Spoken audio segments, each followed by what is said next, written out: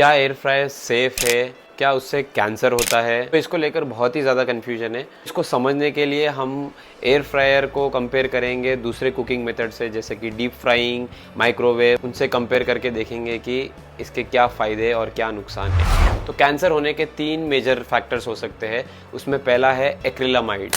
जब हम किसी भी खाने को हाई टेम्परेचर्स पर कुक करते हैं तो उसके ऊपर एक ब्राउन लेयर सा फॉर्म होता है जो कि कार्सिनोजेनिक है, जिससे कैंसर हो सकता है। तो एयर फ्रायर में ये एक्रिलामाइड्स थोड़े से कम होते हैं कंपैरेटिवली, डीप फ्राइंग में बहुत ही ज़्यादा हो सकते हैं। दूसरा रिस्क फैक्टर है HCAs, जो कि तेल को बार बार गर्म करने पर जब धुआं निकलता है उसमें अगर खाने को हम पकाते हैं उससे HCAs फॉर्म होते हैं, जो कि अगेन कैंसर से रिलेटेड है। एयर फ्रायर में HCAs फॉर्मेशन बहुत ही कम होता है और डीप फ्राइंग में बहुत ही ज़्यादा होता है। तीसरा रिस्क फैक्टर है ट्रांस फैट। एयर फ्रायर में तो ट्रांस फैट बिल्कुल नहीं बनते क्योंकि वहाँ डीप फ्राइंग है ही नहीं, और डीप फ्राइंग में ट्रांस फैट बनने के चांसेस बहुत ही ज़्यादा बढ़ जाते हैं। तो एयर फ्रायर में HCAs एंड एक्रिलामाइड फॉर्म होते हैं, जो कि थोड़ा सा रिस्क है, और डीप फ्राइंग में एक्रिलामाइड, HCAs, ट्रांस फैट ये बहुत ही ज़्यादा होता है और बहुत ही ज़्यादा रिस्क होता है।